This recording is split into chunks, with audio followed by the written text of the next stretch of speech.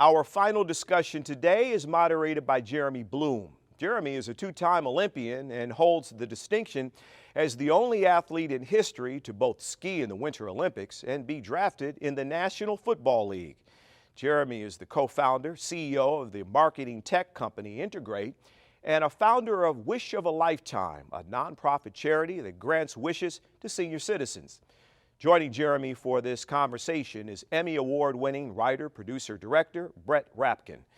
Brett was director, executive producer, and co-writer for the popular HBO documentary, The Weight of Gold.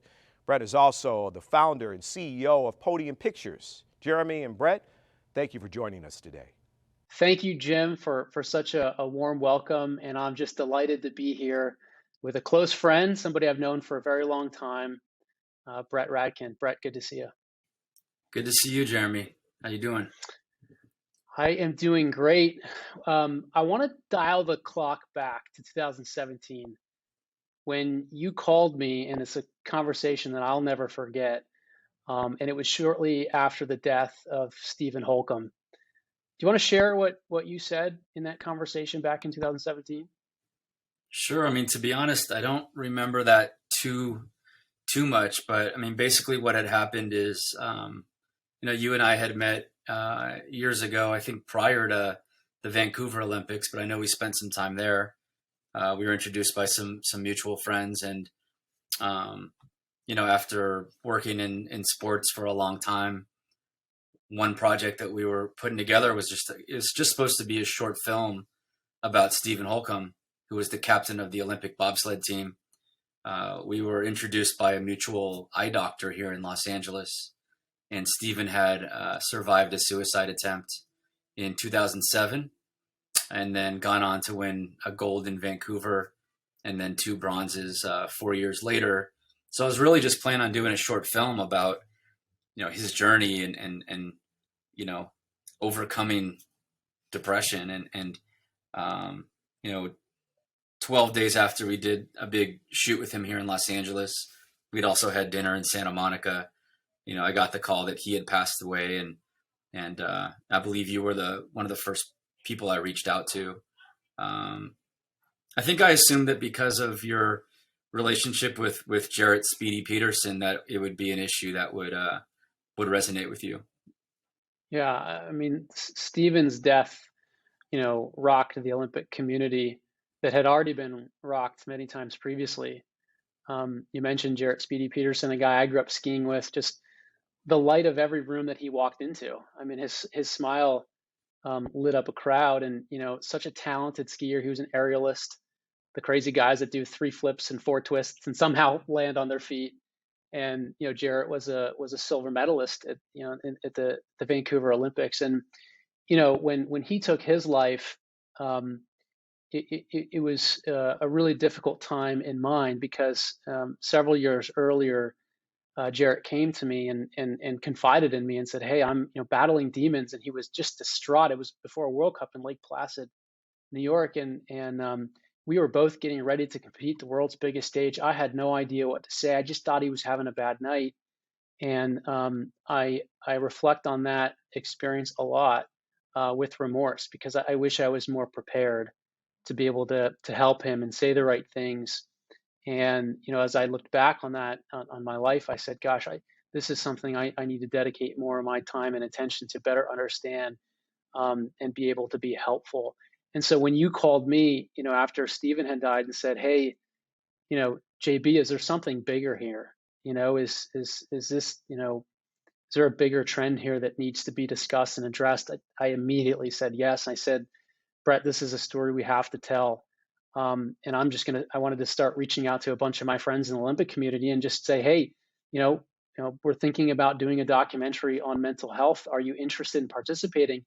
And I think, Brett, both you and I kind of had no idea what the reception to that question would be like, right? And I think we were both maybe equally surprised at every single person that we reached out to, from the most successful folks to ever compete in the Olympics, said pretty much immediately, "Yes, I want to share my story."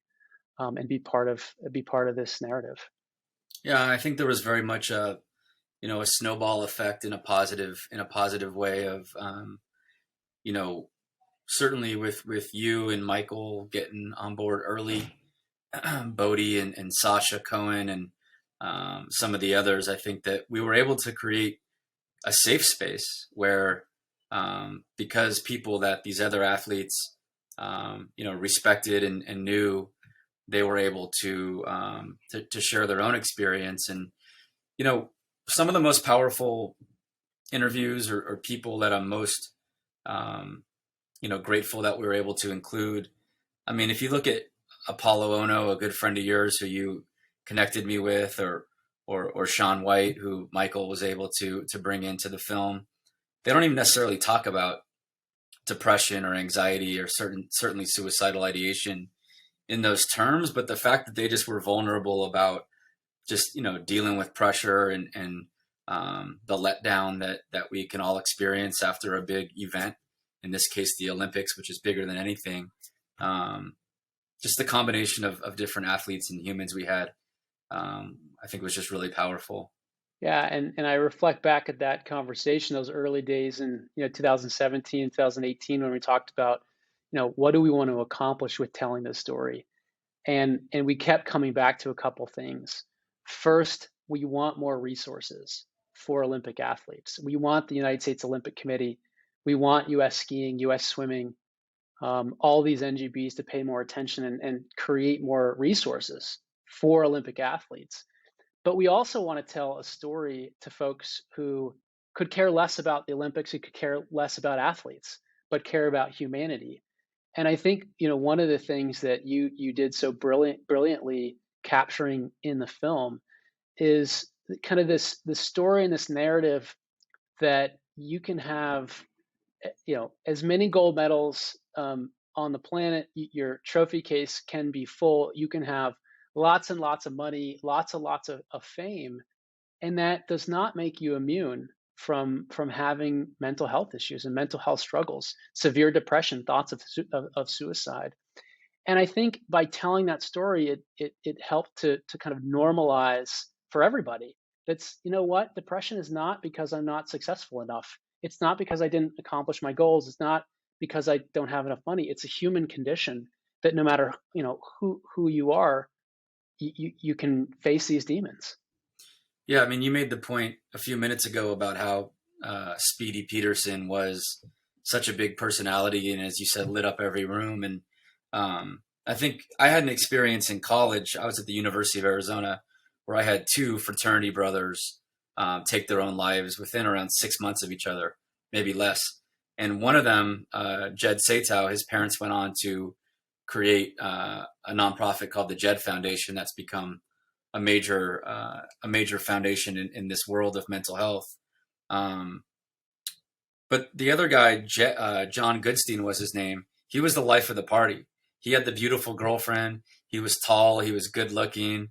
He seemed to have the world on his side. And it's shocking. It's especially shocking when somebody like that, chooses to take their own life or attempt to, because as you said, it's not a simple formula of if you've got a nice car and a nice family or whatever the things are, gold medals. That's not the secret to contentment or happiness. And some of these stories, like I think we shared in The Weight of Gold, just make that land so powerfully, And I think that's such an important step in the direction of destigmatizing mental health and normalizing the conversation. I think the other thing that we were able to accomplish is that systematic change that we're hoping for inside the U.S. Olympic and Paralympic community. I think Sarah Hirschland, who's the CEO over there, who's done a nice job creating an independent body for mental health, thinking about ways to help support the mental health aspects of Olympic athletes. And certainly inside U.S. skiing, where I serve as a board of trustee, we've done a lot to address it as well. And so, everybody paid attention, to the Weight of Gold, and I think it helped create some great change, not only I think in the Olympic levels, but beyond. But I think the impact goes even bigger, and I think we saw something unique happen at these past Olympics in Tokyo with Simone Biles, where really first time in my memory of Olympic history, um, a, a perennial Olympic favorite pulled out of competition, citing the exclusive reason not physical health, so not an injury to a body part, although brain's obviously part of the body, but more so, for mental health purposes. When you watch that story, play out, especially under the framework of what you've put together with the weight of gold, curious what your thoughts were. Yeah, it was certainly fascinating to watch unfold, in real time. And I think people tend to lump together, Simone and Michael Phelps and Naomi Osaka. There's been tons of others, Kevin Love, DeMar DeRozan. The list goes on, and it's growing by the day. But those three seem to be, talked about a lot in parallel. And I think while they certainly all fall under the umbrella of mental health challenges, they're three really different stories. With Michael, you've got somebody who, was a superstar so young and dealt with some substance issues that were well documented and so forth, and went to, in treatment facilities. With Naomi Osaka, you've got somebody who, clearly wasn't comfortable with kind of the media demands that the major tournaments were demanding, among other things. That story is unfolding in real time. But with Simone, what I want to ask you is, like, not every Olympic sport is a sport where you can get really badly injured if it doesn't land right. Now, in your skiing career, you were doing maneuvers that you were in the air, almost like the twisties she talked about. Is that something that you or any teammates ever experienced, of losing your bearing in the air? So Olympic athletes experience that all the time at the Olympics, all the time. That was not unique to Simone. The difference is Simone, I believe, is the first athlete to say, I'm not going to do this. Like, I'm not going to go out there and cross my fingers and hope I land, because I think 99.99% Olympians have to do that. Look, the Olympics is heavy. It is a bright spotlight. There's more pressure there for athletes than you'll ever experience in your athletic career, times 100. There's nothing even close. I mean, world championships, yes, and World Cups, those types of things, yes, but nothing can compare to the Olympics, because typically, if you're lucky enough to make it there, you only get one shot. In my case, not only one shot, but it's 22 seconds. That's how long it takes to ski down a freestyle ski run. So you train your entire life for 22 seconds. So when you think about the twisties or thoughts of doubt or just losing your ability, it happens all the time. But typically, Olympic athletes, you just have to kind of persevere through that. But Simone, especially in the team event, said, I'm not going to put my teammates at risk to go out there and lose a medal. And I think what she did took a tremendous amount of courage. And I applaud her for doing that. I think that must have been a very difficult decision. But there are a lot of people, Brett, who come on the other side of this equation. And I'm curious your perspective of how you would address some of the criticism, maybe not just about Simone, but more as a culture, as a whole, because some folks, reasonably minded folks will say, yes, it's important to think about mental health. Yes, absolutely, it's important to address, depression, thoughts of suicide as a clinical disease. But at what extent do we remove the importance of having a high degree of grit and tenacity and the ability to work through real challenges, mental challenges, pressure challenges, anxiety that you feel competing at the world's biggest stage, or that you'll feel in life? I mean, life is hard too, right? Outside of sports, like, we encounter obstacles and barriers every day in our normal life or our personal life, whether through our relationships or professional careers and those types of things. And there's folks who are saying, how do we make sure that young kids who are so impressionable continue to understand the importance of working through these problems and finding a level of grit and tenacity to be able to persevere through life? It's a great question. I think that grit and perseverance is first of all something that is essential to being successful, no matter what field you're in. I think perseverance is, kind of the secret sauce in a lot of things, just getting through, doing the things that other people don't want to do and doing them habitually. It's also a big part of our culture. Here in America, it's, you got to grit through things and kind of cowboy up. I mean, that's actually a term, right? Like, I think the Boston Red Sox used that in 2004. That was their slogan, cowboy up. But, we talk about Simone as a gymnast or you when you were doing the freestyle skiing. There was no safety net. And I think that's how a lot of Americans feel today. There's no safety net. You lose your job, you lose your health insurance. Like, it's not like that in any other developed country, to my knowledge. And that's a big deal. I think that's something we have to look at as a society when it comes to healthcare, mental health care. We need to have some safety nets because everybody needs them at some point. Well, there's a whole new kind of breed of startups that are focused on mental health tech. And these companies are getting hundreds of millions of dollars from the venture capital community. It's really exciting. In fact, one of them, Ginger, just got acquired by Headspace. And these companies are now integrating themselves into the corporate tapestry of our professional lives and becoming kind of an extension to our health plan. And I think that that's really a great and important trend, because there's no one panacea that's going to solve this, right? There's no one magic pill that all of a sudden, oh, well, let's just do this, and then mental health goes away. It is a really complicated topic, and it's a stew filled with so many ingredients.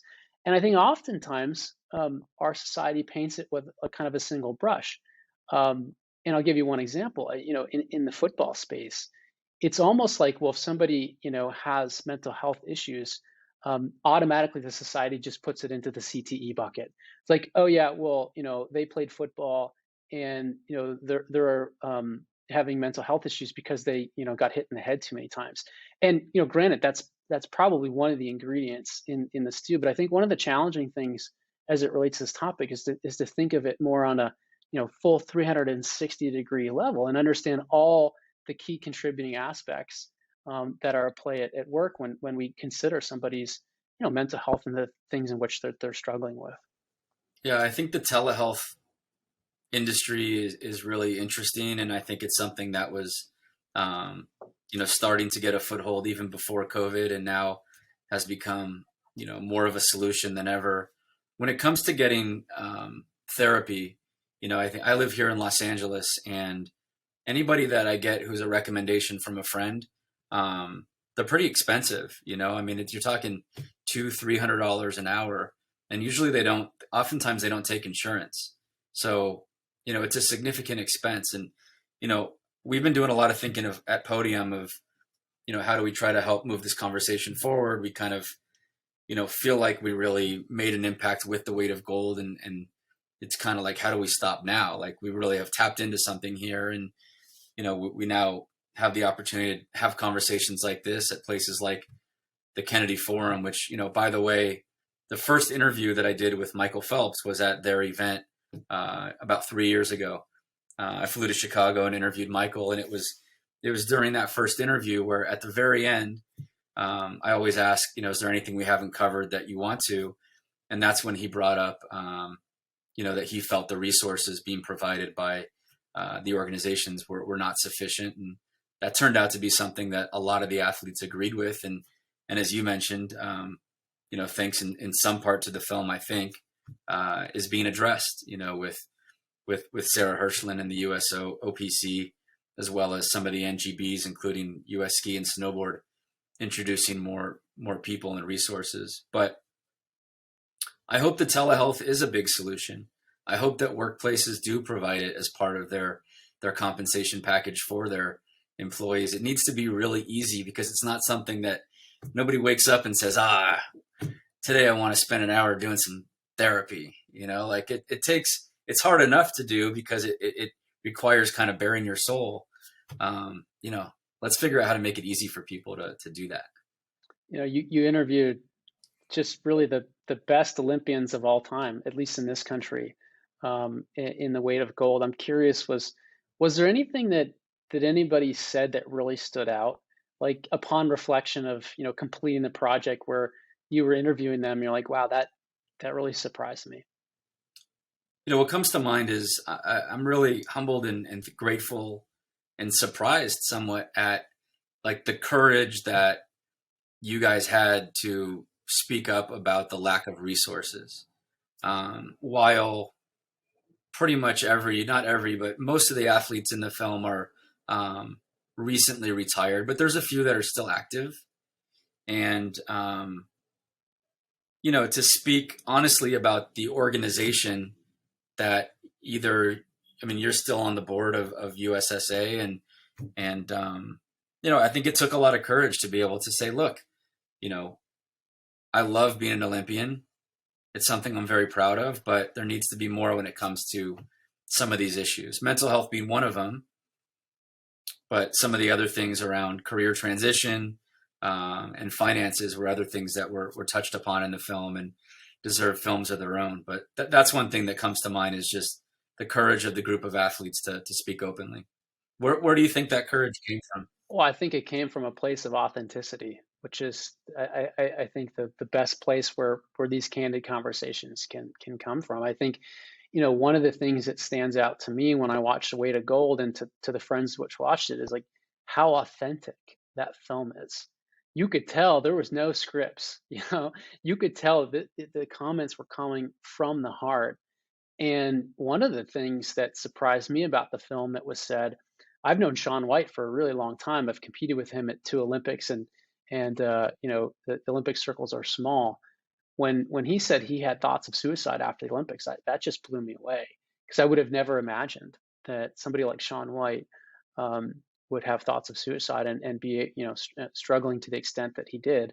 The other part that you mentioned as it relates to U.S. skiing and the USOPC, the Weight of Gold actually gave me the backdrop to reach out to Sarah Hirschland and say, Sarah, I want to talk to you about the project that we're working on. I want to talk to you about some of the learnings that we're finding out. And it really helped kind of put this issue on the forefront of not only Sarah's but Tiger Shaw's radar at the U.S. skiing and snowboarding, and absolutely created fundamental change. I mean, without a doubt, without Weight of Gold, I don't believe that the change that is happening and existing inside the NGBSA, that doesn't happen.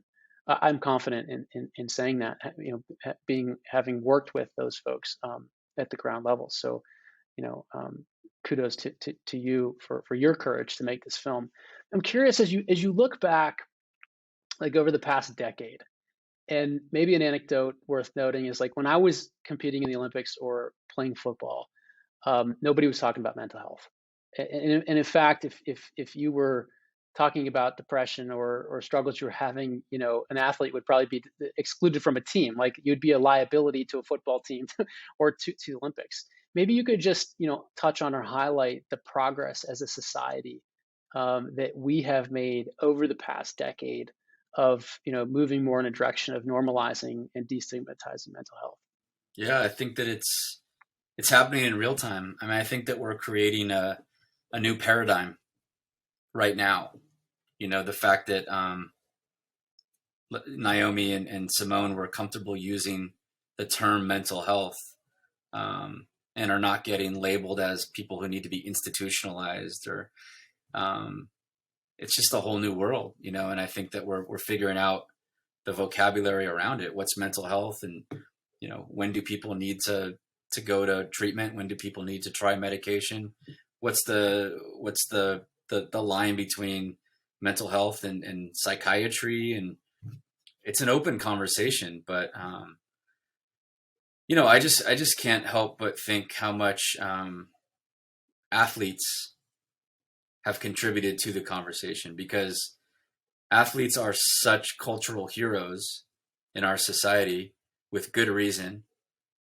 They've got tremendous influence, and with the explosion of social media, I think that their channels are more valuable than a lot of the classic channels that we watched as kids. And I know I'm getting so much of my news and information and opinions off social media, for better or for worse. And social media has its downside, and there's a lot of improvement that needs to go on there, because we know that certain aspects of it are directly impacting mental health.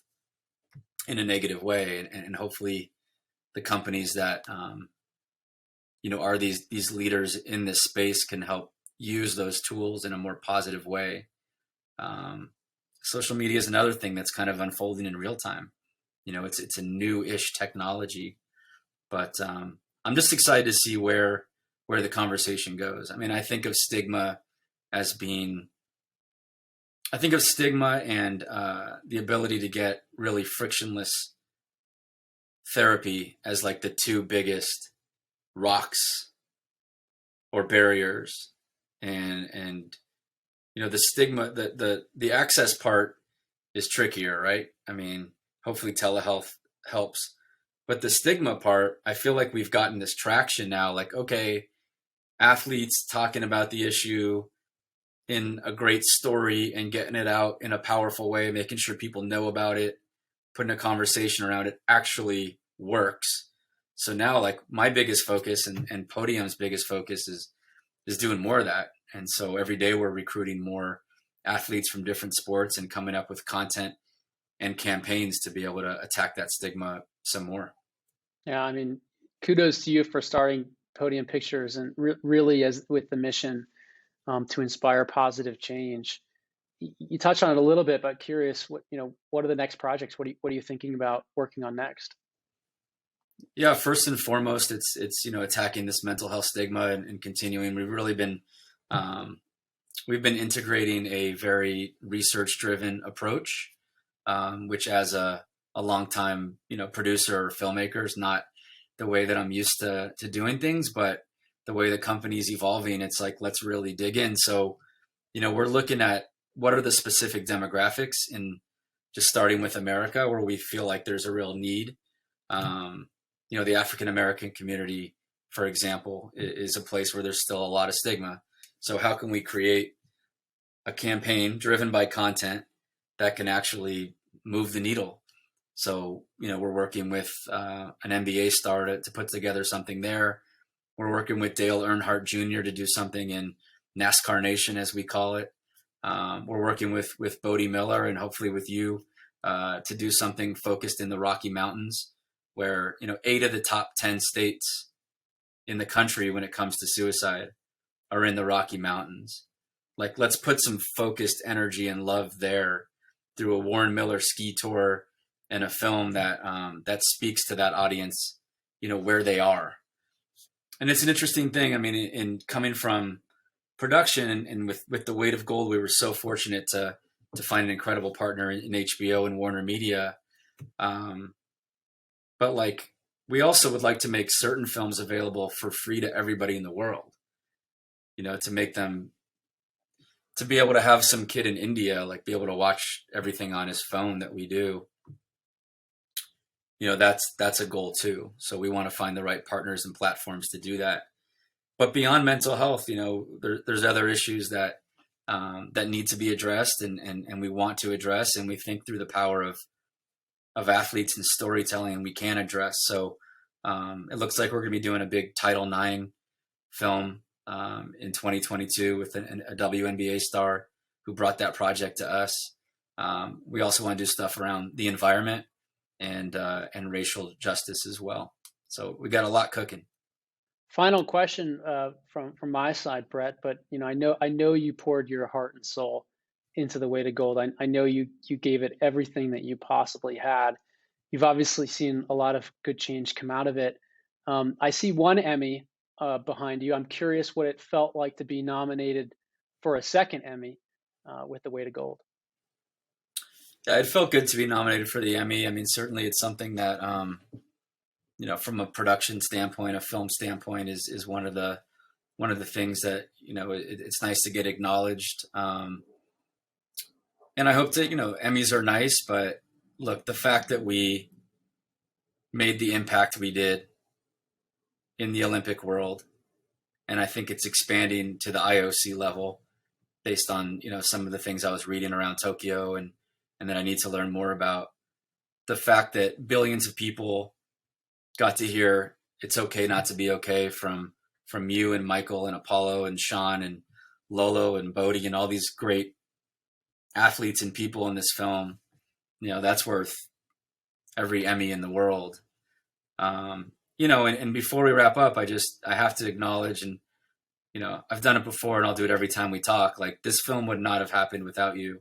I'm very aware of, you know, what moved the goalpost forward during this process, and, you know, you raising your hand and going out to your network, not just of athletes, but people who would, you know, help with some funding, you know, moved it up the field in a way it wouldn't have otherwise. So very grateful for that.